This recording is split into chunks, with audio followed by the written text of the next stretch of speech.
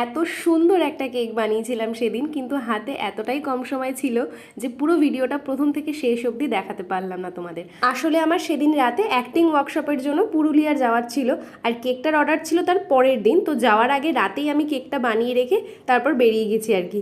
তো এই কেকটা যে অর্ডার করেছিল তার কেকটা ঠিক এমন দরকার ছিল যে বার্থডেও বোঝা যাবে, তার সাথে সাথে অ্যানিভার্সারিও। তো ও আমাকে একটা ডিজাইন সাজেস্ট করতে বলেছিল, আর আমি এরকম একটা বোর্ডের উপর দুটো হার্ট শেপের কেককে অ্যাটাচ করে কেক বানানোর কথা বলেছিলাম, আর ওর এই থিমটা বেশ পছন্দ হয়েছে। তো ব্যাস বানিয়ে ফেললাম কেকখানা।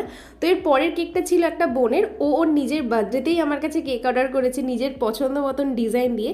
এই কেকের কালারটা খুবই লাইট পার্পল কালারের মধ্যে ছিল, এমনকি উপরের ফ্লাওয়ারগুলো লাইট পিঙ্ক কালার আর হোয়াইটের মধ্যে ছিল। এই সেম কালারের আরও একটা কেক সেদিনকেই অর্ডার ছিল, যে কেকটা আমি এই কেকটা বানানোর পাশাপাশি তোমাদের দেখাচ্ছিলাম। তো এই দুটো কেকের ইনসাইড ফ্লেভার ছিল চকলেট। আর এই দুটো কেকের ডেকোরেশন তোমাদের আজকে কেমন লাগলো অবশ্যই কিন্তু কমেন্ট করে জানিও।